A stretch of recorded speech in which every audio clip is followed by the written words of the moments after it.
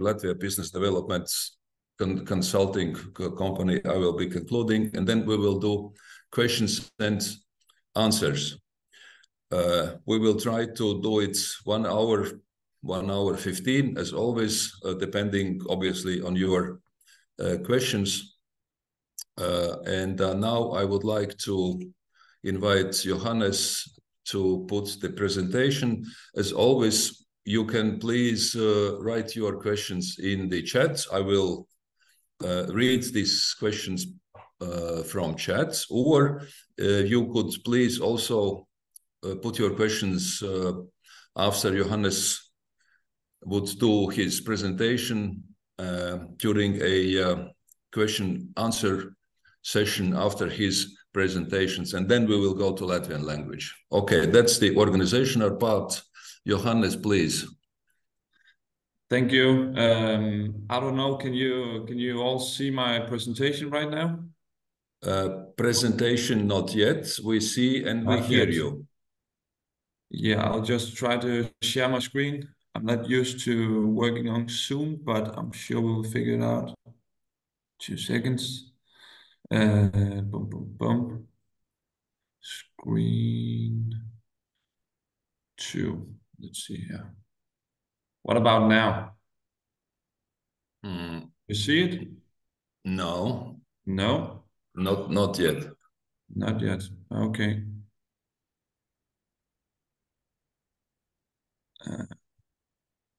Okay. So. Yeah, now something is coming. Now something is coming. Okay, that's great. Yeah, it is, yeah. Whoops. Let's see here. We do this. 2 seconds. Sorry for the waiting.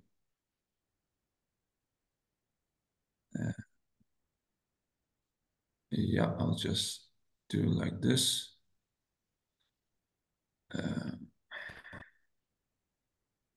So you see my, this is just my notes. I'll just do like this. Yeah, now we see the picture. Now you see it. Okay. Yes. First of all, thank you for the invitation here today. It's a fast and interesting, evolving agenda you have highlighted here today. My name is Johannes Sorholm. I work as a CSR consultant at the Danish Chamber of Commerce. For the last 5 years, I've worked here as a consultant within the field of sustainability, CSR, and ESG reporting. In my presentation here today, I'll try to give you an overview on how the sustainability has been integrated into many Danish companies, also with perspectives related to export, as you mentioned. I also want to highlight how the approach to sustainability in Danish businesses has evolved and matured into sub-areas and themes. And lastly, I also want to highlight how the latest EU legislation has shaped the urgency regarding the Danish and European business work with ESG and sustainability issues. I'm sure that not all of you know the Danish Chamber of Commerce, but we are a private chamber working to make running business in Denmark easier for our members.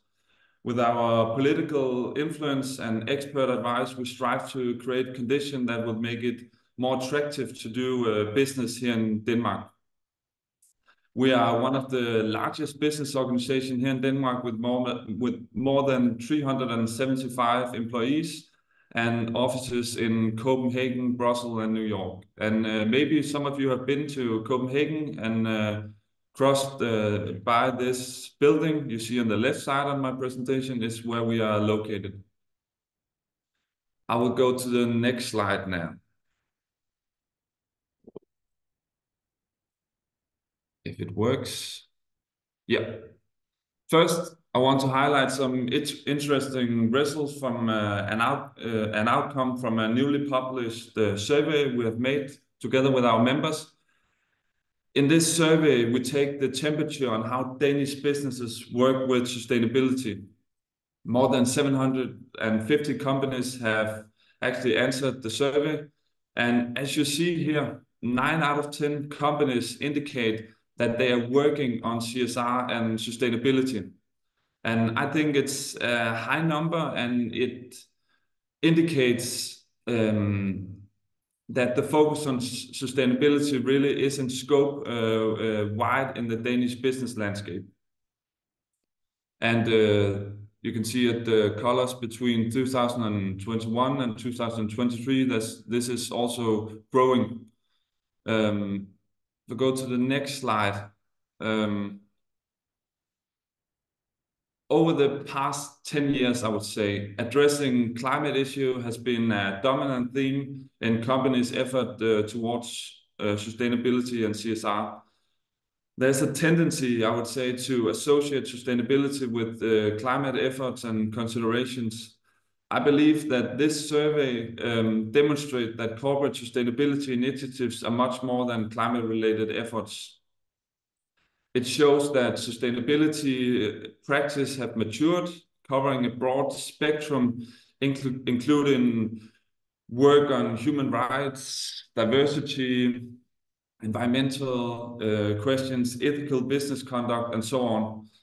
If you look at the light blue bar chart, you can observe the results from 2021, and of course the darker one is from last year.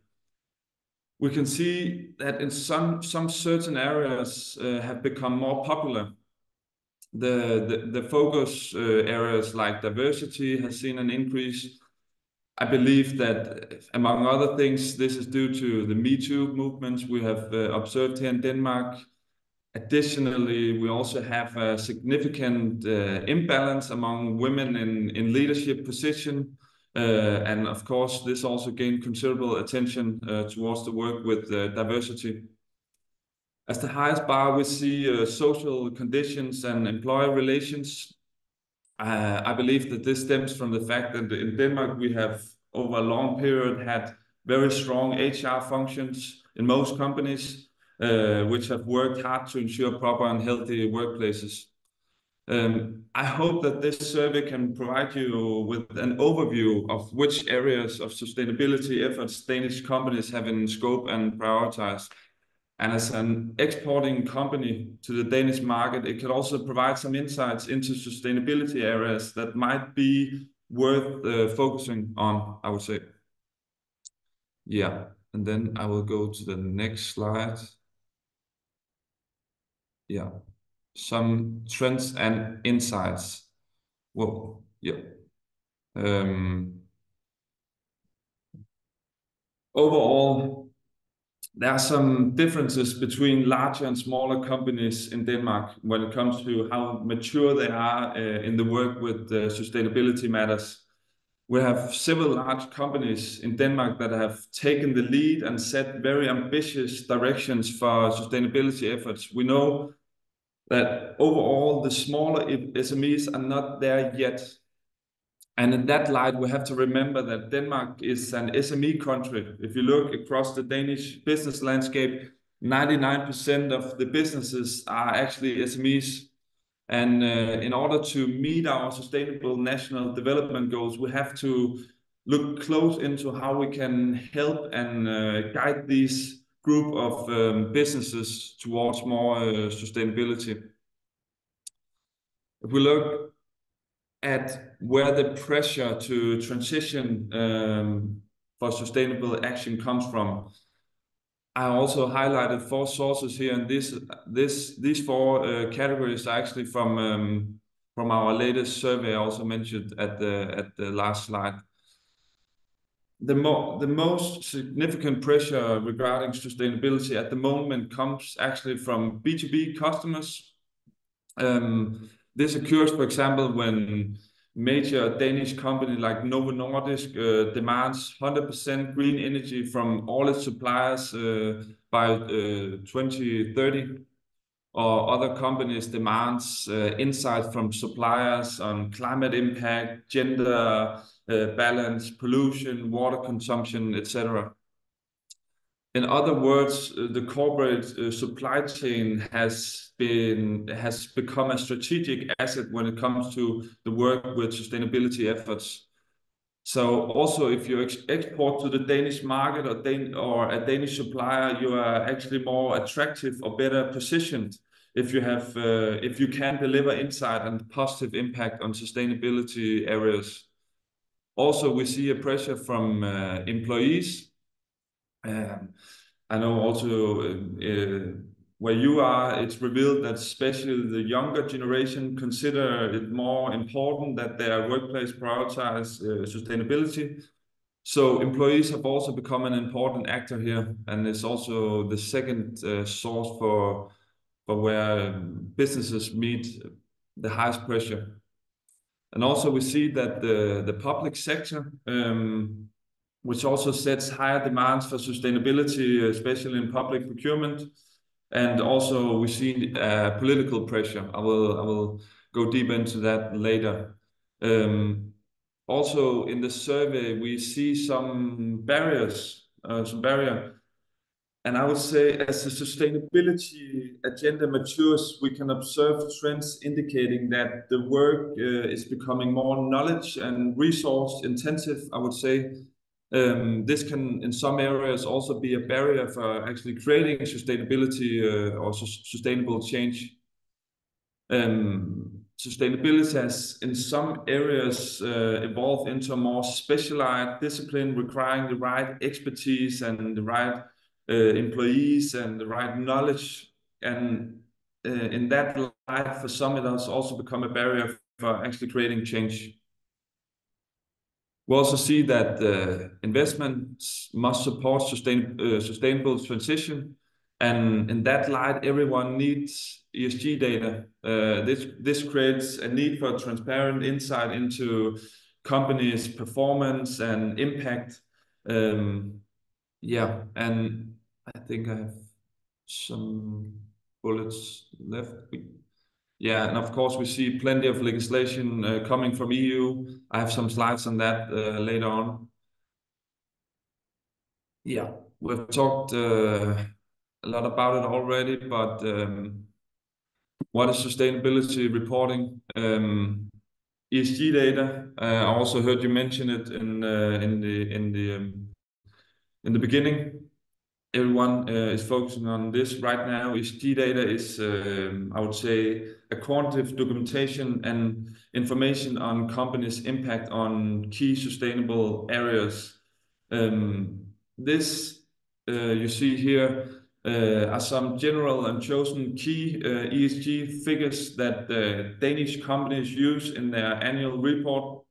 These key figures you see here is chosen by the Danish Auditors Organization. So it's some of the most used, I would say, in Danish sustainability reporting reports. And of course, ESG data is crucial. It's a crucial foundation for transition to more sustainable business. Without data, we lack the necessary knowledge, and without knowledge, we can't create the right sustainable transformation because we don't have the right tools for our decisions.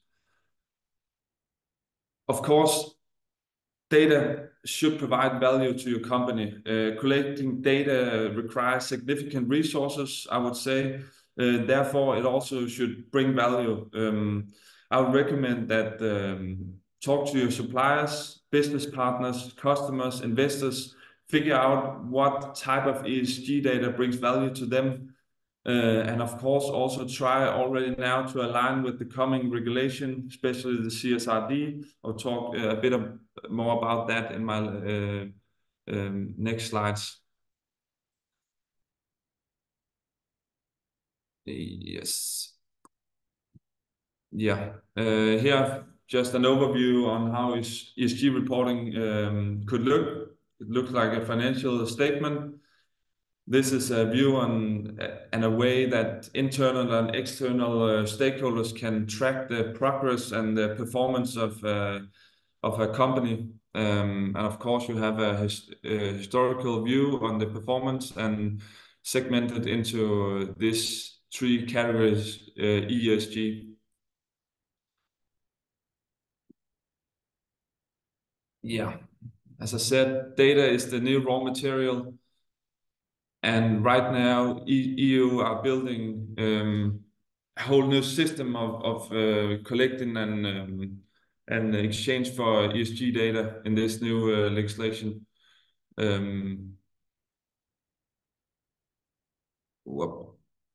This is an overview of the EU Green Deal, and as you can see, there's a lot. The European Green Deal is an ambitious initiative aimed at transforming EU into a more sustainable, climate-neutral economy.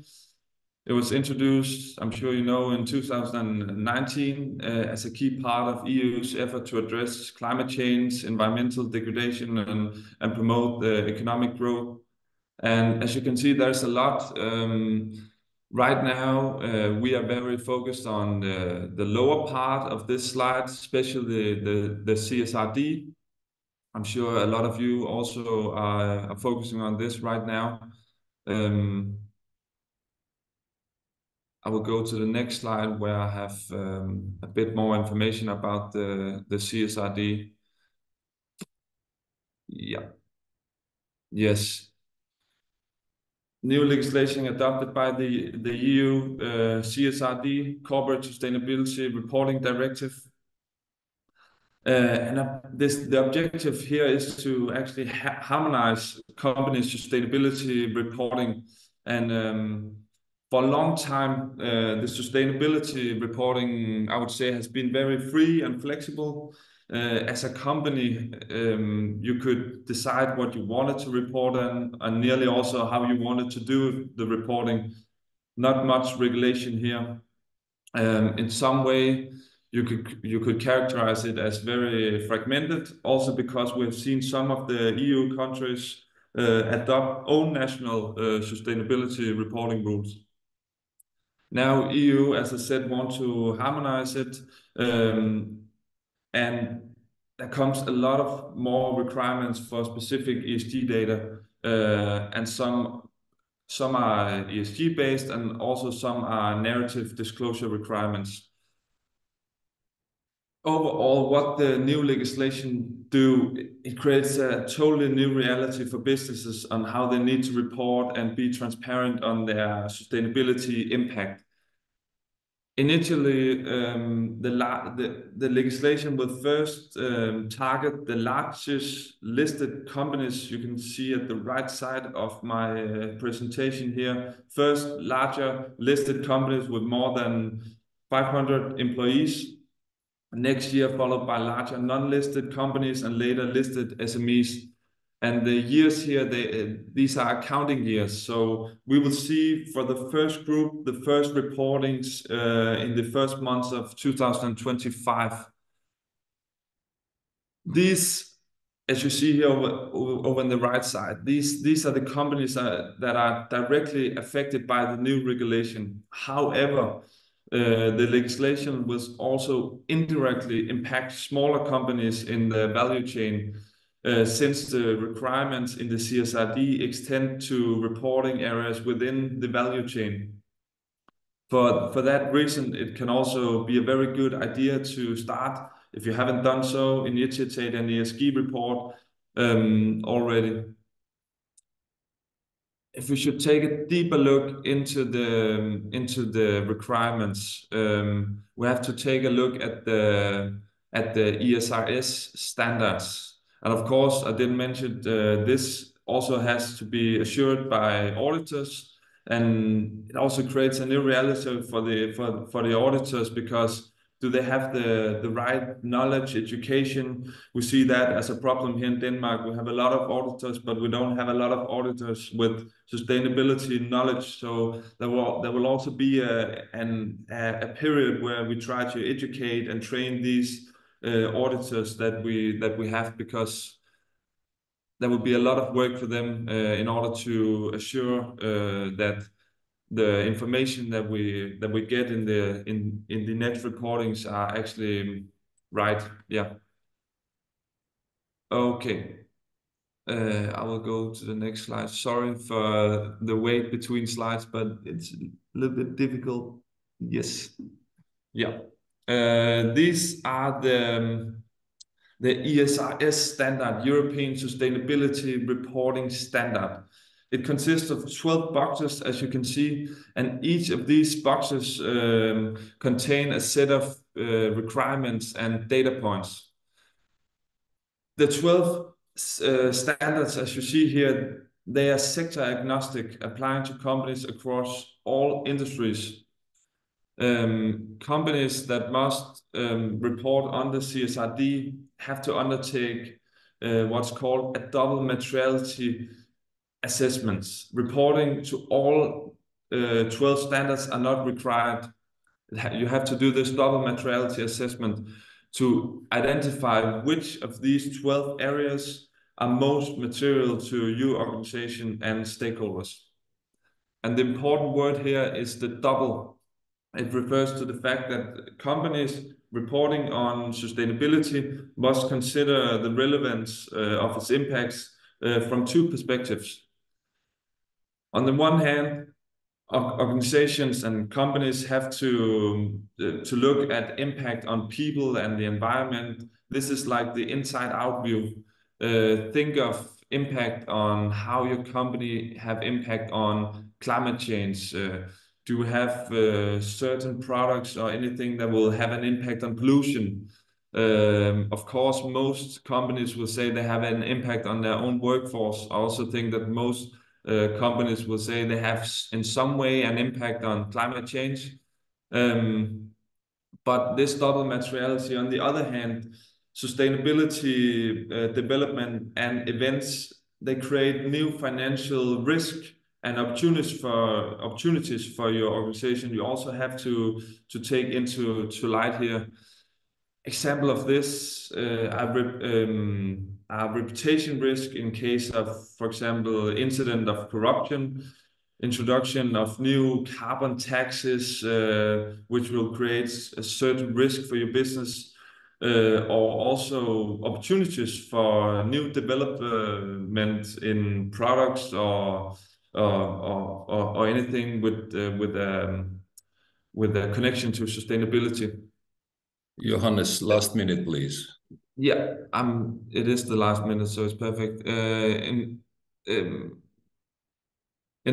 Overall, when you do this double materiality assessment, you have to focus on the topics that are most material and most important for your company, and later there do the required reportings in the specific standard that you value material for your business. Yes, this was my presentation. Just in the last slide, I've just highlighted some challenges and dilemmas.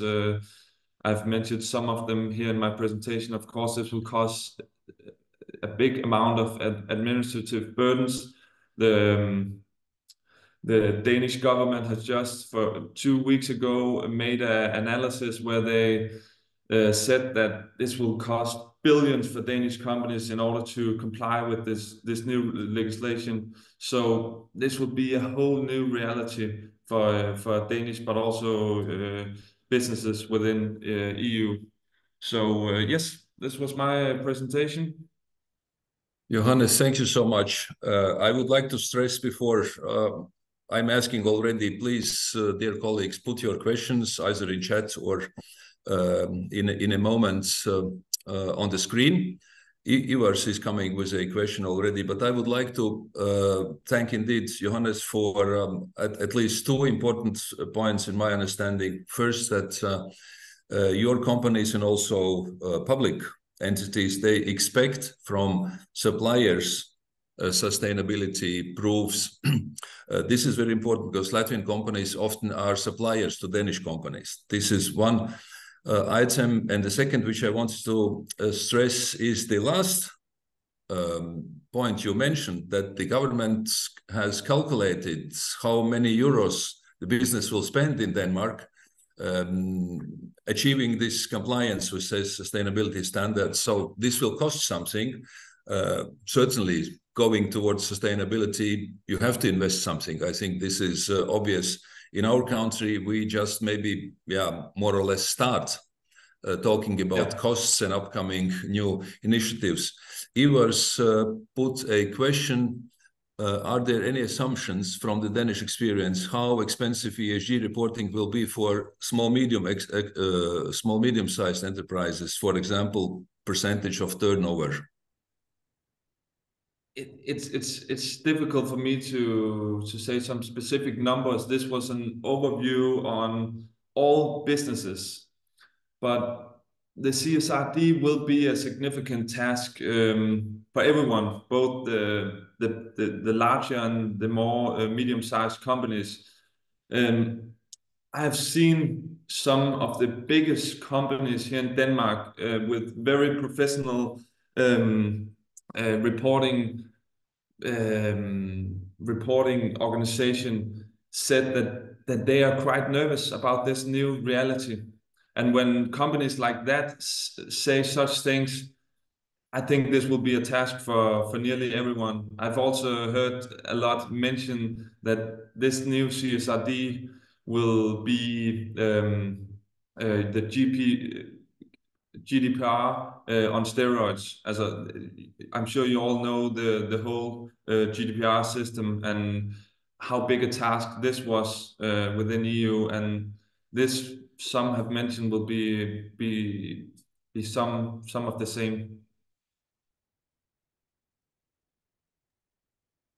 But of course you can, if you're not one of the companies who are affected directly by the legislation, of course it can be a very good idea to like start an ESG reporting and also then later mature on your reporting system, because this is affected by the largest companies, but we also know that EU want to make the same legislation for SMEs across the EU countries. So already now, it's a very good idea to like start.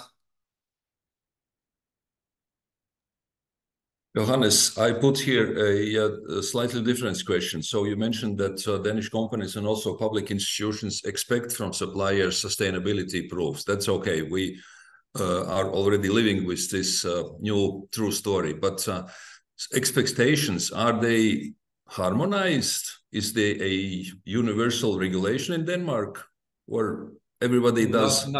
Not really. What we wanted to do here is actually to create harmonize. So when we talk to the government, we want to harmonize the criteria for like public procurement to be harmonized with the same criteria or the same data points that we see in the CSRD reporting, because otherwise they will just create a new reality where we have different requirement and different kind of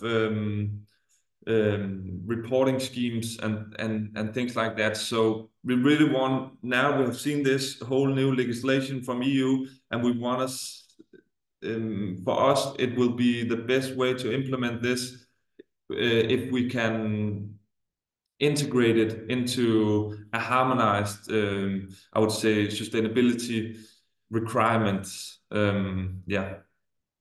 So that's what we right now are talking to Danish politicians about. Thank you. Dear colleagues, I think that we should thank Johannes for your time. Thank you. You can obviously stay with us in Latvian language. If you would like to leave, we are happy you leaving. And thank you for your time. We will switch back to Latvian language and continue on the same topic. Thank you, Johannes. Perfect. Bye. Bye. Cienītie kolēģi, mēs varētu turpināt tātad latviski. Un Inta Plūmiņa, Swedbank ilgspējas direktoru par uzņēmumu gatavību un motivāciju ieviest ilgspējas stratēģiju. Inta, lūdzu, mēģinam iekļauties minūtēs 10, jo arī pēc tam vēl kādi jautājumi, lai mums ir mazliet laiks arī jautājumiem atbildēm. Jā, labdien, un liels paldies. 10 minūtes būs diezgan izaicinājums, bet centīšos. Un man jālūdz kādam no jums tad uzlikt slaidus, jo mēs secinājām, ka manā pusē man nebūs iespējams dalīties. Nu tā, Jā, paldies. Tad vēlreiz labdien un paldies, un redzu arī dažus šeit pazīstams klausītājus. Un man ļoti liels prieks, ka Johannes šī prezentācija ievadīja tēmu, ar kuru es arī turpināšu, un es turpināšu ar šo pašu jauno realitāti, tikai tādā Latvijas kontekstā, un vēlējos šodien padalīties ar tādu vienu no pirmkārt pētījumiem, ko mēs veicām aptaujājot savus Swedbank klientus, uzņēmumus, dažādu sektoru, dažādu lielumu. Tātad mūsu klientus jautājot par viņu ilgtspējas gatavību un cik tas, ko jau iepriekšējā prezentācijā runāja Johannes, un arī, kas ir šobrīd ļoti aktuālā tēma, cik tad uzņēmumi vispār ir savā dienas kārtībā iekļaujuši ilgtspējas jautājumus un kādā, teiksim, brieduma pakāpē viņi ir. Un mēs bijām ļoti pārsteigti Swedbank, ka šajā pētījumā bija gatavi piedalīties ļoti daudz uzņēmumu, un faktiski pilnā mērā šīs anketas aizpildīja 1358 uzņēmumi. No tiem būtiskais vairums atbilžu sniedzēji bija, protams, tie uzņēmumi, kas ir vairāk kategorijā mazi, tātad līdz 250 darbiniekiem, tie, kas ir biržā nekotēti, kas ir vietēji kapitāla uzņēmumi un ar gadu apgrozījumu, kas, protams, ir līdz, kas nav tik liels. Un faktiski tādu uzņēmumu Latvijā mums ir jāsaka tā vairums. Un ja mēs ejam tālāk uz konkrēto nākamo slaidu, tad jāsaka tā, ka tā kopējā aina no tām uzņēmumu atbildēm, ko mēs saņēmām, ir diezgan tomēr optimistiskas mūsuprāt, jo, ja mēs te paskatāmies, tomēr tās 2/3 no uzņēmumiem kaut kādā veidā šo ilgtspējas aspektu savā ikdienā, tādā lielākā vai mazākā mērā ir iekļāvuši. Tomēr mēs arī redzam vienlaikus, ka 1/4 daļa no uzņēmējiem pagaidām arī šādu tādu lielu vajadzību domāt par ilgtspējas jautājumiem neredz. Un vēl es pie šā gribētu piebilst, ka mēs arī jautājām uzņēmumiem, lai viņi paši tā kā ieliek sev atzīmi no 1 līdz 10, kā viņiem pašiem liekas, kādā brieduma pakāpē šajā jomā viņi ir. Un tad atbildes bija ārkārtīgi dažādas, bet tā, ja mēs viņus kopā apkopojam, tad apmēram puse bija līdz 5 punktiem, skalā no 10, un tad otra puse teica, ka viņiem jau, tā kā viņi vērtē to pozitīvu skalā no 6 līdz 10, un pavisam ļoti neliela daļa pats šeit bija ielikuši 10, kas, protams, arī ir intereses vērts vērtējums. Ja mēs paskatāmies tālāk, nākamajā slaidā, tad mēs jautājām arī, ar ko šī te ilgtspējas aspekti, kas uzņēmumiem pašiem liekas, kas tad ir tajā dienas kārtībā, kādi jautājumi ar ilgtspēju saistās.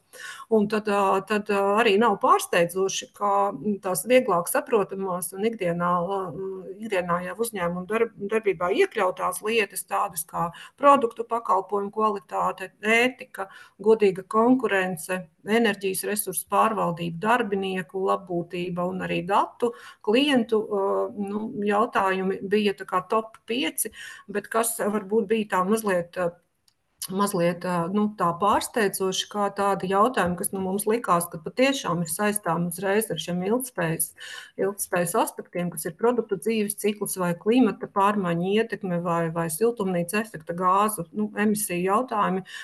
Tie mums bija tā kā top leisgalā, kas nozīmē, ka šādi jautājumi droši vien uzņēmējiem vēl tikai dienas kārtībā ienāk.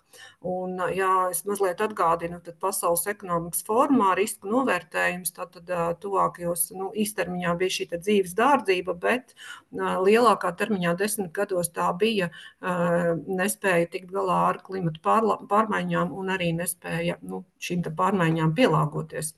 Un, ja mēs ejam tālāk, tad tādā vadības līmenī mēs redzam, ka tādas ilgtspējas būtiskās jomas ir noteikusi aptuveni 1/3 daļa no uzņēmumiem, novērtējuši tātad kopā ar saviem partneriem, ar klientiem, ar darbiniekiem, bet tomēr apmēram pusei no šobrīd Latvijas uzņēmumiem tādas savas ietekmes apzināšanās vai novērtējumi pagaidām nav. Un ejot tālāk, tad loģiski, ja mēs saprotam, ka mēs nevērtējam savu ietekmi un mēs arī īsti nezinām tādā gadījumā, ko mums mērīt, tādā datu griezumā, un arī, protams, līdz ar to arī datu uzglabāšana vai kaut kāda datu apstrāde ir diezgan izaicinošs jautājums. Un tā kā atgriežoties pie Johannes minētā, ka dati mums ir jaunais new raw material, ja, tad ir skaidrs, ka datu jautājums visticamāk ir viens no praktiski ļoti, ļoti būtiskiem aspektiem, lai vispār tiktu galā ar jaunajiem ilgtspējas izaicinājumiem. Tā kā datus tad varat redzēt šeit slaidā, glabā dažādas personas, ja viņi vispār tiek uzskaitīti, ja, un tādas IT sistēmas vai sistēma pieeja, protams, lielākajai daļai nav. Tas ir pavisam neliels uzņēmumu kopums, un visticamāk tie ir lielie uzņēmumi, kuriem ir gan resursi, gan iespējas, gan arī zināšanas. Tā kā varētu teikt tā, ka ilgtspējas jomas ekspertiem un arī uzņēmumu vadībai šādā situācijā ir diezgan grūti arī orientēties un arī, piemēram, gūt tādu pārliecību par to, kādas nepieciešamās izmaiņas uzņēmumā būtu nepieciešams. Lūk. Un jautājums ir arī, kāpēc vispār mēs par šo runājam, un kāpēc tas ir svarīgi, un ja mēs ejam uz nākamo varbūt slaidu, tad atgādinu, ka tātad Eiropas Savienība ir izvirzējusi tādu ļoti ambiciozu mērķi līdz 50. gadā sasniegt klimata neutralitāti, un tieši tāpēc jau arī iepriekšējais runātājs teica, un mēs zinām, ka top ļoti dažādu saskaņotu regulējumu kopums, un tas spiedīs uz uzņēmējiem, un tas aptvers arvien plašāku uzņēmumu loku. Un šo regulējumu ir ļoti daudz. Tie ir, protams, ārkārtīgi komplicēti tādam ikdienas uzņēmējam. Un tieši tāpēc tas jautājums, kā lai saka, viņš kļūst pietiekami komplicēts un jūtams katram, un tā ir tā jaunā realitāte, ar ko nāksies saskārties un kas saistīsies ar, var teikt, biznesa modeļu maiņu, kur vienlīdz būs jāņem vērā ne tikai uzņēmuma pelnīt spēja, bet būs jādomā arī par līdzsvarotiem šiem te ESG vadības aspektiem. Lūk, un pavisam drīz arī Latvijā spēkā stāsies šī korporatīvās ilgtspējas ziņu sniegšanas direktīva, jeb minētais CSRD, kopā ar jaunajiem ilgtspējas ziņošanas standartiem. Un šie standarti ir faktiski tāds liels solis, lai tā brīvprātīgā vai dažādā ilgtspējas ziņošana varbūt kļūtu vairāk standartizēta vai būtu vienāda kritērija, un lai arī uzņēmumiem būtu vieglāk saprast, ko ziņot, kā ziņot un tieši kādā veidā ziņot. Un tas, protams, ir liels izaicinājums, jo kā mēs redzam šeit, tad uzņēmumi arī vēl ir ļoti dažādās gatavības pakāpēs, tā kā tas varētu būt tas lielākais un izaicinošākais tuvākā laika, kā lai saka, vingrinājums uzņēmējiem. Un tas neattieksies tikai uz lielajiem uzņēmumiem, mēs varam pastīties varbūt nākamajā slaidā arī šo kopējo ieviešanas ainu. Tātad ieviešana notiks ļoti pakāpeniski, un jau nākamajā gadā mums ziņos tātad sabiedriskās nozīmes subjekti, jeb uzņēmumi, kuri jau ziņo pēc iepriekšējā regulējuma, bet pamazām pievienosies arī uzņēmumi, kuriem ir līdz vairāk tie 250 darbinieki, un tālāk arī protams, secīgi visticamāk, šis regulējums skars arī pārējos uzņēmumus. Lūk, un tad ko darīt tādam pavisam, kā lai saka, ikdienas uzņēmumam, kuram nav šādu resursu, kuram varbūt nav skaidrs arī ar ko sākt un vai sākt. Un tad noslēgumā es gribētu parādīt varbūt dažādas lietas, kas šobrīd ir sagatavotas arī, lai pasniegtu palīdzīgu roku ikvienam, kurš varētu mēģināt varbūt kaut kā izzināt, ar ko tad sākt vai kā tikt galā ar šo jauno izaicinājumu. Un tad viena lieta, ko gribēju padalīties, ka pavisam nesen, kas ir decembris, pagājušā gada decembris nogale, ir tāda biznesa ilgtspējas padome, kurā nav tikai Swedbank, bet kurā ir 14 Latvijas tādi uzņēmumi, kas ir ilgtspējas flagmaņi, kur ne tikai šie 14 uzņēmumi, bet vēl ļoti daudz zināmie konsultanti un dažādi uzņēmumi, kas strādā dziļi šajā ilgtspējas jomā, apvienoja savas zināšanas, labās prakses un izveidoja kopīgu ceļvedi, kurā soli pa solim mēs varam izstāstīt, kā šo ilgtspējas ziņošanu veikt. Un kas ir varbūt tāda būtiska lieta, ka šajā ceļvedī ir iztulkoti latviski arī šie ilgtspējas ziņošanas standarti, lai varbūt būtu vieglāk orientēties un vienkopus ir varbūt tāds špikeris, lai ar šo ilgtspējas ziņošanas izaicinājumu uzņēmumu varētu tikt galā. Un ja jūs esat mazais uzņēmums un jums varbūt šis regulējums pagaidām neattiecās, tad varat būt diezgan droši, ka kaut kādā mērā, piemēram, ja jūs esat piegādātājs vai esat šajā ķēdē, tad varbūt no kāda lielāka uzņēmuma jums sāks nākt jautājumi par informāciju, kur būs jāsniedz. Tā kā faktiski šis jaunais process skars gandrīz visus. Un tad, ja mēs paejam vēl tālāk, tad šis nav vienīgais uzziņas avots, tad vēl viens, manuprāt, ļoti vērtīgs jauns rīks ir saistīts ar to, ka uzņēmumam, kurš vēlas to ietekmi novērtēt un arī, piemēram, veikt savu ESG risku analīzi, ir publiski pieejams, varētu teikt, tāds vieglais rīks iesākumam, kurā, ja jūs ievadat savu nozari pēc NACA koda vai kādu apakšnozari, tad šajā rīkā varat paskatīties, piemēram, kas ir tās būtiskās nozares, būtiskās jomas, kuras jūs uzņēmums ietekmē, un tādā ziņā jūs varat sākt domāt par šīm te ietekmes būtiskajām jomām, kas būtu tie svarīgākie aspekti, kas uzņēmumā būtu jāattīsta. Un tad visbeidzot gribēju teikt, ka bez minētā CSRD ceļveža ir vēl ļoti daudz avoti un aicinu patiešām ieskatīties Swedbank biznesa blogā. Tur ir vairāki ceļveži, un šeit jūs varat redzēt, tā kā ir pietiekami daudz tādu materiālu, kas varbūt pašā iesākumā uzņēmumiem varētu atvieglot šo ilgtspējas un pārmaiņu ceļu. Tā kā tas no manas puses centos ļoti īsi pastāstīt par pētījumu, un aina ir, varētu teikt, es gribētu ticēt, ka aina ir diezgan cerīga, bet, protams, izaicinājumi netrūkst. Tā kā liels paldies, ka varēju jums pastāstīt par pētījumu. Inta, paldies jums. Situācija ir progresā. Tātad ir progress, ir uzņēmumi, kas ir tie, kas vēl tā kā guļ, tautiski izsakoties šī tēmā. Ja? Bet cerēsim, ka šīs jaunās patiesības un nepieciešamības arī aizies līdz viņiem. Un skaidrs, ka vienmēr ļoti palīdz arī kāds praktisks stāsts no dzīves. Es domāju, šī gadījumā man uzņēmumu, kurš pats ir līdzīgi procesu veids, dziļāk, seklāk, tur labāk, sliktāk, pa labi, pa kreisi. To mēs tātad arī visu varētu dzirdēt un būsim pateicīgi Elai Ansānei tātad par pieredzi. Dižo Zols Furniture, tātad kokapstrāde, arī emisijas un viss, kas cits. Ella, liels paldies, ka jūs piekritāt un lūdzu jūs. Jā, sveiki, es saprotu, ka man ir vēl izaicinošāk jāiekļaujas laikā, bet es mēģināšu izskriet cauri. Jā, uzņēmums Dižolos Plus, kas tad mēs tādi esam. Es ceru, ka var redzēt prezentāciju. Var? Jā, viss kārtībā, jā. Okay.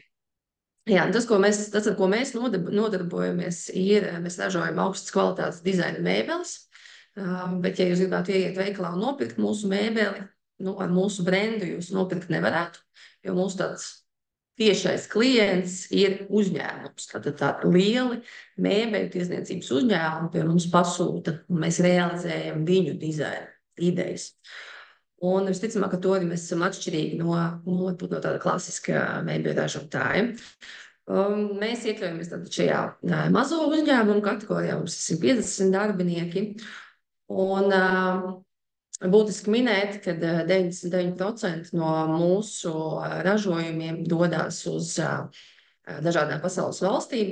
Pamatā gan tas mūsu tirgus ir Skandināvija. Ļoti liels tirgus ir tieši Dānija. Sākumā runāja Johans. Tas visticamāk arī ļoti ietekmēs mūsu tādu ilgtspējas ceļu, jo es nezinu, vai tie ir daudz cilvēku, kuriem bija saistība ar Dāņiem un Dānijas tādu uztveri par mēbelēm, tad tie visticamāk zina, ka mēbeles viņiem nav tikai mēbeles, tas ir dizaina priekšmets, tas ir investīcija, viņi var iztērēt vairākus tūkstošus krēslu, jo būtībā tā ir tāds mantojums, ko nodot bērniem, mazbērniem, tam ir pilnīgi cita vērtība. Un es šodien, nezinu, kā man izdosies iekļauties laikā, bet es gribēju arī varbūt pamainīt jūsu uztveri, domāšanu par to, kā jūs redzat mēbeles. Ja mēs iedomājamies, ka jums ir jāiet veiklā un jānopērk galds, piemēram, galds, kas ir tie faktori, ko jūs ņemsiet vērā, izvēloties šo mēbeli? Piemēram, ekrānā jūs redzat galdiņu, kas ir tāds, varētu teikt, tipisks liekta līmēta mēbeļu tāds paraugs, ko mēs tieši arī specializējamies. Kā būtu jādomā, kādai būtu jābūt šai mēbelē, lai mēs varētu pateikt, ka viņa ir ilgtspējīga? Jūs redzat, ka šis galdiņš ir no koka. Visticamāk, mums būtu jāsaprot, no kurienes un kādā veidā šis koks ir iegūts. Un ir dažādi certifikācijas veidi. Viens no šiem certifikācijas veidiem ir FSC. Un būtībā tas ir tāds veids, kā arī kā patērētāju, redzot šo FSC zīmolu, skaitāt uz papīra, ne tikai uz koka, uz koksnes izstādājumiem dažādiem, var būt pārliecināti, ka šis koks ir atbildīgi iegūts. Tas būtu viens faktors. Jūs redzat arī, ka uz galdiņa visticamāk ir kaut kāda laka uzklāta, viņš ir ražots izmantojot līmi, tad tas arī ir ļoti, ļoti būtisks faktors, kas ietekmē šīs mēbeles ilgtspējību, jo, piemēram, līmē ir formaldehīds, kas ir atzīts kā cilvēku veselībai ļoti, ļoti kaitīgs, pat toksisks elements. Tā skaitā ir dažādi apdēles materiāli. Var izmantot viskaitīgāko, kur ir visa medaļēja un tabula iekšā, un var izmantot arī ūdensbāzes materiālu, kas ir principā tuvu nekaitīgs cilvēku veselībai un nerada kādu kaitējumu, atrodoties ar šo mēbeli ilgstoši vienā telpā. Tad mēs, protams, varētu domāt, cik tad energoresursi tika patērēti, lai šādu galdu saražotu. Vēl viens būtisks faktors, cik tad viņš ir kvalitatīvs, cik ilgi viņš kalpos un kādi testi ir veikti viņu ražojumu. Un, protams, kas ir nemazāk būtiski, ir jautājums, kas ir šo galdiņu saražojis. Jūs piekritīsiet, ka ja šis galdiņš būs ražots, izmantojot bērnu darba spēku vai nesamaksājot nodokļus, vai jebkādā veidā neētiski rīkojoties, mēs nekad nevarēsim teikt, ka šī mēbele ir ilgtspējīga. Tad ir ļoti daudz, mums šobrīd nosauc tikai dažus, bet ir ļoti daudz faktoru, kas ir jāņem vērā, lai mēs būtu pārliecināti, ka šī mēbele iegādātā ir ilgtspējīga. Lūk, un kā tad mēs domājām, izstrādājot savu ilgtspējas stratēģiju? Pirmais, ko mēs darījām, mēs veicām tādu izpēti. Izpētījām, šobrīd ir ļoti daudz ilgtspējas pārskatu pieeja, mēs varam mācīties no labākajiem, mēs varam apskatīties savas nozares uzņēmumus visā pasaulē un redzēt, kādas ir viņu pieņemtās normas, stratēģijas, un tātad mācīties no šiem pašiem labākiem. Tas, ko mēs arī darījām. Mēs, protams, izpētījām arī šos ilgtspējas ziņošanas standartus, kas ir GRI, un mēs gan nolēmām ziņot pēc Nasdaq, savu ziņojumu sagatavot.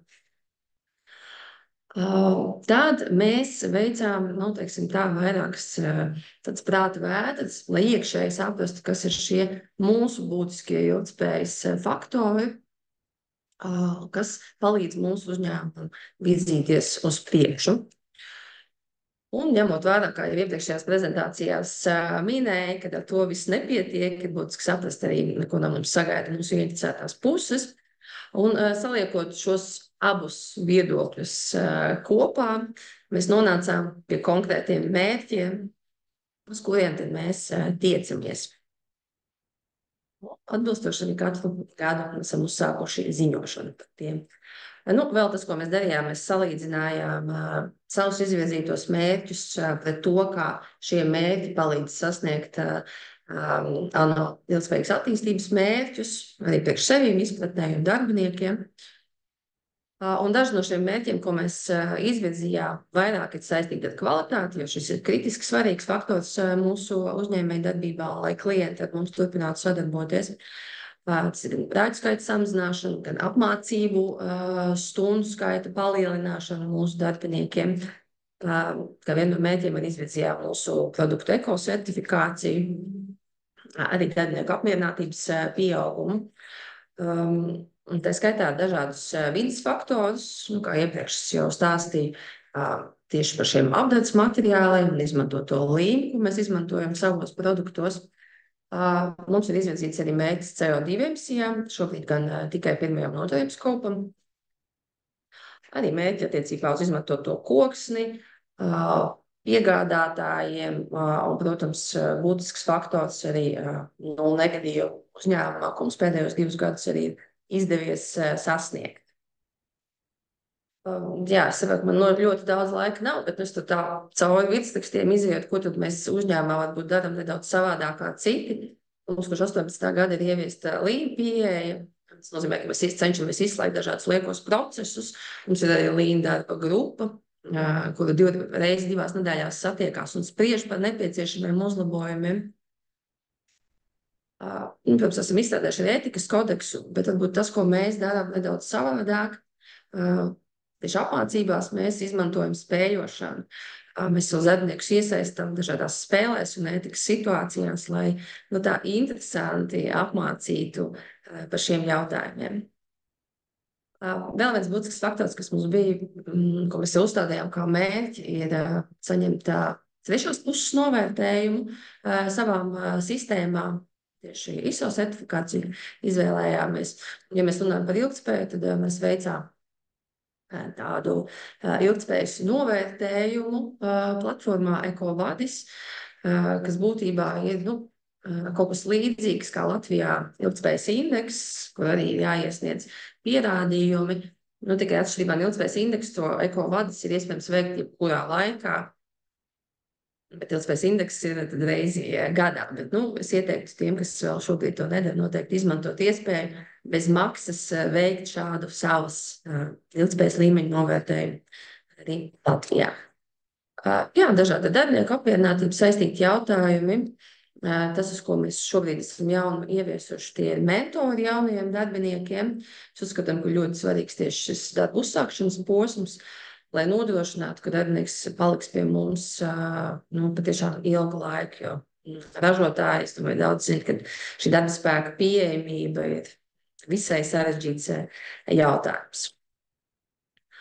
Vēl viens jautājums, pie kā mēs strādājam, un šodien arī pieslēgusies Mēbeļu asociācijas vadītāja Ieva, ar kuru kopā mēs arī mums bija iespēja piedalīties kampaņā tieši par sieviešu iesaistīšanu mēbeļu ražošanā, parādot, ka sievietēm arī ir vieta mēbeļu ražošanā, un tas var būt viņu darbs, viņu sapņu darbs, viņu sapņu piepildījums. Pētam un arī skatāmies dažādus faktorus, kas saistīti ar dažādību un iekļaujošu vidi. Attiecībā uz CO2 emisijām, kā jau minēju, mēs esam izvirzījuši mērķus, un pagājušajā gadā arī vienu no mērķiem piepildījām tādu diezgan lielu investīciju un uzstādījām saules paneļus uz savas ražotnes jumta. Ekrānā jūs varat redzēt. Pagājušajā gadā mums izdevās arī piepildīt vēl vienu būtisku mērķi, sākt ražot savus mēbeles ar krietni zemāku formaldehīdu līmeni, būtībā praktiski nekaitīgu līmu, kurai nav nekādas bīstamās vielas iekšā. Un attiecībā uz ekosertifikāciju nesen man bija tāda iespēja piedalīties seminārā, kas stāstīja par tieši latviešu auditorijas, cik ļoti viņiem interesē, vai produkts ir ekosertificēts, un tad tie rādītāji bija faktiski, es negribu samalot, bet kaut kas ap 20%, cik ļoti tas ir svarīgi izvēloties preci. Tad Skandināvijā, kas ir mūsu klients, šie rādītāji ir absolūti savādāki. Cilvēki atpazīst šos labels un arī ļoti lielai daļai interesē un lai pieņemtu lēmumu, kuru preci iegādāties, viņi ņem vērā arī, vai šis produkts ir ekosertificēts. Mēs arī esam pagājušajā gadā ieguvuši Nordics One ekolabel vienam no saviem produktiem, un šobrīd plānojam pabeigt arī ekolabel jaunam produktam. Es ļoti izskrēju cauri, ja ir kādi jautājumi, droši. Paldies. Ella, paldies jums. Patiešām ir arī jautājums, ko Inga uzdeva starplaikā, kāpēc tieši ekovadis ir ārkārtīgi daudz visādu reitingu. Kāpēc tieši izvēlējāties ekovadis? Jā, bija tā, ka mēs no saviem klientiem bijām dzirdējuši, ka viņi tā kā gribētu, lai mēs tieši izmantojam šo formu. Līdz ar to mēs arī pakļāvāmies spiedienam un izvēles. Mums ļoti arī patīk šī platforma, jo tā, ka tu viņu var izmantot visu gadu. Tu var apmācīt savus darbiniekus, viņš ir pieejams par dažādiem ilgtspējas aspektiem, apmācību dolīši, ko arī var izmantot. Tas tāds ir šai naudai dubults ieguldījums. Nevis tikai novērtējums, bet arī apmācību iespējas. Paldies. Jā, paldies. Uzlieciet tad manu prezentāciju, kolēģi, jautājums čatā, lūdzu, un arī pēc manas prezentācijas man būs īsāk, tad varēsim arī jautājumus dzīvā ēterā. Tā es redzu, es ceru, ka prezentācija redzam, tas ir virsraksts, nākošais. Slaids. Jā, mūsu pakalpojumi ir, tātad mums bija 4 referenti, to mēs jau izgājām. Ir 2 vārdos par mums ir vairāk pakalpojumi, tā skaitā ilgspējīga biznesa principu ieviešana, lobijas un sabiedriskās attiecības un pētījumi. Tālāk.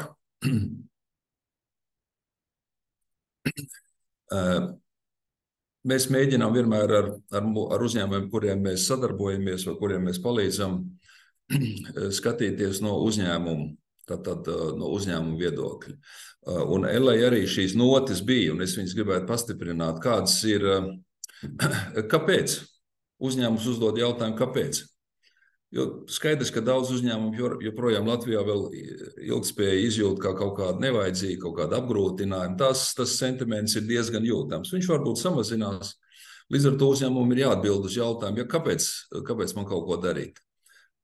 Un šeit ir arī jābūt atbildēm. Mani klienti to sagaida, lūk, Dānijas, piemēram, klienti. Ellas gadījumā arī tātad kaut kādi klienti konkrēti, ja vienā otrā valstī. Vai tās ir bankas, kuras vērtē naudas cenu, vai tie ir investori, vai tā ir vēlme uzņēmumu piesaistīt Eiropas fondus.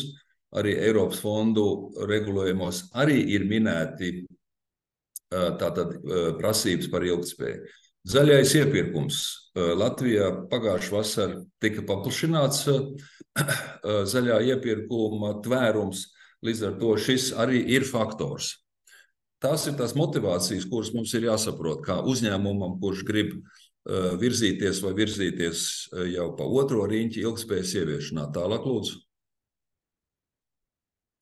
Jā, šī ir vienkārši tabuliņā, kur es mūsu prezentācijās lietoju jau vairāk kārtīgi, bet viņi ir tā kā standarts. Arī Johannes viņi rādīja, es neapstāšos, tātad ESG riski ir uzskaitīti, tas ir internetā ir tonnām ar šiem materiāliem, var lasīt katru vakaru pirms iet gulēt un arī darbdienu uzsākot.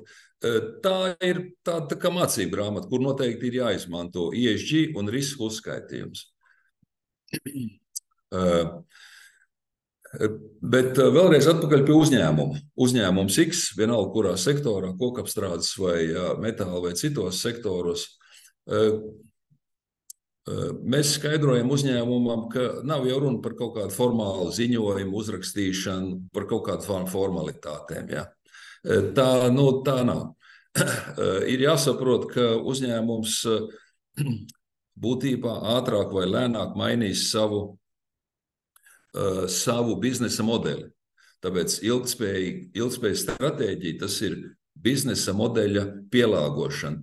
Tie skan gudri vārdi, bet ja jūs pavērosiet arī uzņēmumus, kurus jūs katrs pazīstiet, jūs secināsiet, ka patiešām vienā sektorā ātrāk, otrā varbūt lēnāk, bet biznesa modeļi mainās konkrētam uzņēmumam. Otrs emisiju bilants aprēķins. Tā jau nav tikai aritmētika. Tā, protams, ir aritmētika savā ziņā, bet šeit uzņēmums saņem papildus instrumentu uzņēmumu vadību, resursu vadībai. Kādas resursus mēs patērjam, kā mēs varam ietaupīt. Un vadība arī saņem faktiski, uzņēmuma vadība saņem instrumentus, lai mainītu procesus savā uzņēmumā un vērtētu riskus. Tie ir visi elementi biznesa modeļa pilnveidošanā, kas ir zem lielā šī te virsraksta tāda ilgspējīgas vai ESG ieviešana. Nākamais lūdzu. Jā, šeit faktiski slaids būtu jāpapildina ISO standarti ESG, un te es vēl gribētu arī minēt dažus no tiem terminiem, ko kolēģi jau minēja. ISRS, CSRD, LCA, EPD. Daudzi, respektīvi pat ne daži, bet ļoti daudzi dažādi jauni jēdzieni, kas ienākuši zem virsraksta ilgspēja mūsu darba dzīvē. ISO standarti visiem ir zināmi, un skaidrs, ka tie veido arī zinām bāzi ilgspējas ieviešanā. ISO standarti māca mums un palīdz strādāt ar datiem, ar procesiem, ar procedūrām uzņēmumā. Un Ella arī minēja, ka lūk, viņas uzņēmumā ir izveidots arī jaunas procedūras un jaunas politikas, iekšējā uzņēmuma politika. Piemēram, attiecībā uz Lean, tā ir viena politika, protams, ētikas kodeks ir cita politika, iekšējā politika. Tātad uzņēmums pilnveido savus instrumentus. Tur palīdz arī ISO standarti. Bet ir jūra vēl citu terminu. EPD, tātad produktvidas deklarācija, LCA, dzīves ciklu novērtējums, direktīvas. Katrs no šiem jēdzieniem izpilda savu funkciju, un uzņēmumam mēs palīdzam uzņēmumam arī norentēties šo te daudzo jēdzienu pasaulē, lai saprastu, kurš no šiem jēdzieniem, dokumentiem vai politikām, kurā brīdī uzņēmumam ir jēgpilni pielietot. Tad mēs nenokļūdīsimos. Arī, man liekas, ka Ella vai Inta minēja tātad GRI, brīvprātīgā ziņošanas standarts, vēl ir GHG protokols, tātad emisiju protokols, emisiju aprēķināšanas metodikām, EFRAG standarti, respektīvi šo te jēdzienu ir daudz, un mēs palīdzam uzņēmumam atrast tos tie ir instrumenti, kurus konkrētajā brīdī ir jēga pielietot. Jā, tātad ESG ieviešanā ir standarti. Viens standarts ir zem, ja tā var izteikties, zem Eiropas ilgtspējas ziņošanas direktīvas, tātad Eiropas ilgtspējas ziņošanas standarts ISRS, kurš ir relatīvi varbūt komplicētāk salīdzinot ar citiem, brīvprātīgā ziņošanas standarts un citi. Tas uzdevums, ko mēs mēģinām palīdzēt konkrētam uzņēmumam, ir atrast individualizācijas pakāpi. Kurš tad ir tas ceļš, kuru man pareizāk iet? Standarti ir vairāki, metodikas ir vairākas. Kuru man izvēlēties? Un tad saprotot arī vairākas gadus uz priekšu, kā virzīties. Tā skaitā arī atbildot uz jautājumu, ko tad īsti sagaida no mani klienti. Lūk, atgriežamies atkal pie eksporta tēma šodien. Virsrakstā Dāņi vai citas valstis sagaida, tātad jūsu klienti sagaida kaut ko no jums, bet viņi sagaida kaut ko konkrētu. To vajadzētu zināt. Tad arī mēs izvēlēsimies pareizās tātad metodikas un standartus. Un, protams, ar ko jāsāk? Ar risku novērtēšanu. Johannes raksturoja tā saukto dubultās materialitātes testu. Tie, kas no jums ir jau saskārušies ar ESG vai ilgtspējas pasauli, tie zina, kas ir dubultās materialitātes tests. Var viņu veikt vienkāršāk pirmajā varbūt gadā, Respektīvi ir versijas. Katram ir jāiet uzņēmumam savs ceļš savā ātrumā, saprotot katru nākošo soli. Nākošais. Jā, ilgtspējas tēmā katru gadu, un šis gads nebūs izņēmums, ir jaunumi. Temats, ko Johannes ļoti labi parādīja ar tiem rimbulīšiem, ja, pilns slaids ar daudziem rimbulīšiem. Tā ir visa likumdošanas pasaule, kas veido tātad ilgtspējas jomu. Daudzas direktīvas, arī šogad direktīvas nāks arī Latvijas likumdošanā, tātad līdz gada vidum ir jāievieš korporatīvās ilgtspējas ziņošanas direktīva. Tiks pieņemts visticamākais šogad globālais plasmasas līgums. Plasmas izmanto gandrīz ik viens uzņēmums, tur ir daudz emisiju. Tie ir piemēri. Šo pavasaru arī visticamākais tiks apstiprināts dabas atjaunošanas likumprojekts, bioloģiskā dažādība.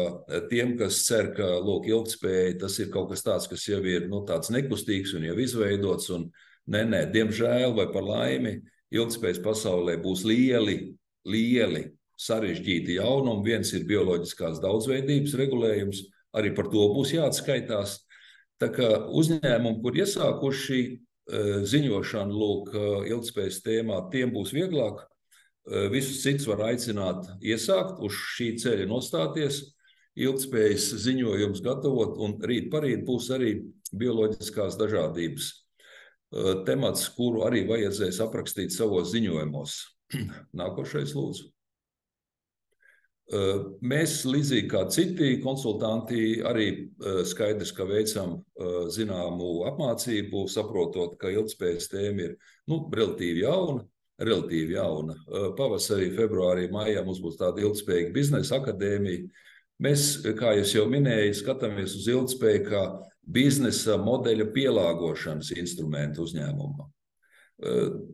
Mēs diezgan, kā jau minēju, labi jūtam, šad un tad dzirdam, ka tā ir visa tāda formalitāte, Eiropa tur kaut ko grib, mums tas traucē. Šis sentiments norimsies, protams, ar laiku, bet mēs uzsveram, ka ilgtspēja vai ESG ziņošana, tas ir instruments, lai jūsu biznesa modelis pilnveidotos un kļūtu ilgtspējīgāks. Tāpēc arī mēs lietojam virsrakstu ilgtspējīga biznesa akadēmija. Un mūsu cikls ir praktisks nodarbības, kur mēs apskatām citus līdzīgus piemērus, tātad uzņēmumu, kas ir līdzīgi no citām valstīm, lai mācītos un tādā praktiskā nodarbību ciklā pilnveidot savus prasmes nelielās grupās. Tātad februārs, maijs, ja kādam būs interese, priecāsimies palīdzēt. Nākošais lūdzu. Jā, un, protams, mums ir aprakstīts arī tēmas gan par manis minētajiem standartiem, metodikām, gan par Latvijas un Eiropas normatīvajiem regulējumiem, par eksporta tirgus nozīmību un citiem tematiem. Nākošais temats, slaids. Tas arī bija īsts pārskats no manas puses, tātad ilgtspējīga biznesa. Šeit ir nevis uzsvars uz vārdu atskaite vai ziņojums, cik uz to, ka uzņēmumam ir savs biznesa modelis jāpielāgo. Un ilgtspējas instrumenti ir instrumenti, lai uzņēmums varētu sekmīgāk strādāt ar klientiem. Es domāju, ka Ellas stāsts arī pierāda, ieviešot ilgtspējas dažādus parametrus, elementus, uzņēmums jūtas drošāks attiecībās ar saviem klientiem, pielāgo savu biznesa procesu ikdienā. Paldies, tagad ir laiks jautājumiem, komentāriem, lūdzu.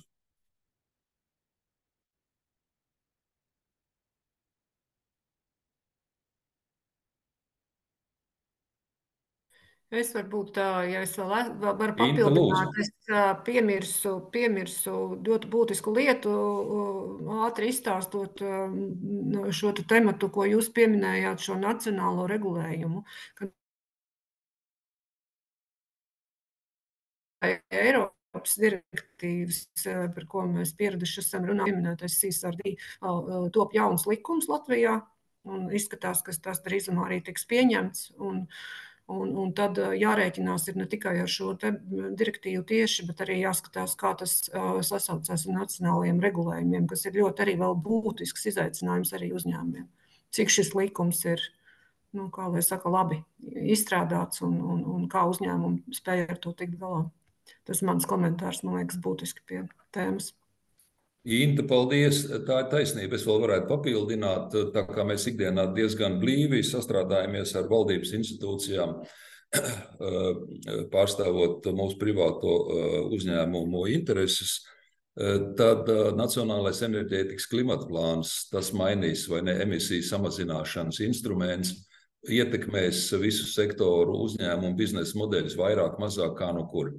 Un arī mēs visi ar jums esam lasījuši avīzēs dažādu politiķu vai arī uzņēmumu izteikumus, ka tas viss ir nepareizi, emisijas tās nav cilvēku radītas, Eiropa tur kļūdās. Ja?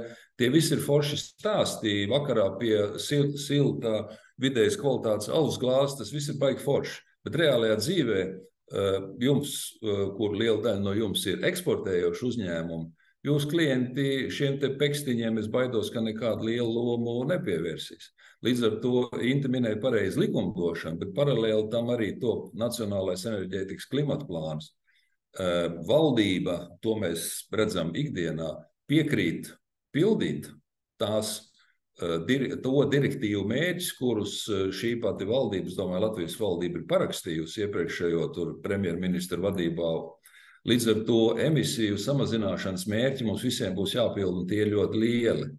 Un tie uzņēmumi, kuri būs kūtri, viņi zaudēs konkurencē. Un tas nav pēc 100 gadiem, tas ir rīt parīt, aizparīt. Tā ir tuvu nākotne. Tā kā šis konkurences aspekts, tas ir tas, ko mēs savā darbā mēģinām īpaši uzsvērt. Regulējumu likumdošana, tas ir pa labi, bet pa kreisi ir arī konkurence un jūsu klienti. Un šī ir motivācija, kur daudziem varbūt ir stipri saprotamāk. Vai es drīkstu vēl, varbūt, paldies par to konkurētspēju, kas arī, man liekas, ir galvenais jautājums no uzņēmums puses, bet man ļoti gribējās, pirms es arī dodos tālāk, iedot kādu uzmundrinājumu tieši uzņēmumiem, jo no augšas regulējums skaidrs, viņš tas spiedīs, bet es domāju par to, kā nenobīties visā tajā milzīgajā sarežģītībā un sākt ar to, ko jūs spējat izdarīt, ja? Sākt to soli pa solim, jo skaidrs, ka šo aptvert uzreiz, diez vai kā uzņēmumam ir tik vienkārši. Un tā piemirst, ko gribēju, bet man gribējās vienu aspektu teikt, ka man liekas, ka būtiski iezīme ir arī tā, ka šis regulējums, kurš jau ir uzaudzis, kā lai saka, ir pat jēdziens iežģi izdegšana, ja? Tad cenšamies aptvert, bet praktiski jau visu šo diez vai var aptvert tik vienkārši ar vienā personā vai ar mazu resursu. Tad jau šobrīd dzirdam šīs te sarunas jau Eiropas komisijas līmenī, kā atvieglot uzņēmējiem šo birokrātisko slogu. Ja, un jau skatās jau arī varbūt ar tādām, ka varbūt kaut ko mazināt vai varbūt kaut ko tik ātri neieviest. Tā kā notiek ļoti dažādi procesi, gan ieviešanas, gan jau sarunas par to, kā uzņēmēji ar šo slogu tiks galā. Tas būtu varbūt tāds uzmundrinājums, sākt soli pa solim to, ko jūs varat ietekmēt. Paldies! Tā ir taisnība. Uzmundrinājumu vajag, bet jāskatās uz lietām ir realistiski. Kolēģi, gaidām 6. februāru ar nepacietību, jo 6. februārī Eiropas komisija publicēs savā ziņā savu mantojumu, testamentu mantojumu, un tur visticamākais būs jauni mērķi attiecībā uz ilgspēju uz emisiju samazināšanu.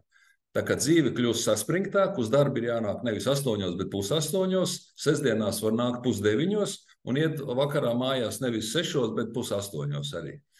Darba būs vairāk, jo konkurences spiediens pieaugs, bet optimismu dozu, protams, ka vajag katru dienu ieņemt. Tā ir neapstrīdama patiesība. Kolēģi, man atliek izteikt pateicību Intai Plūmiņai no Svetbankas un Elai Ansānei no Dižozēles Furniture par veltīto laiku un izteikt visiem dalībniekiem par interesi pieslēdzoties. Šodien seminārs ir slēgts, tiksimies atkal nākošreiz drīz. Paldies, uz redzēšanos!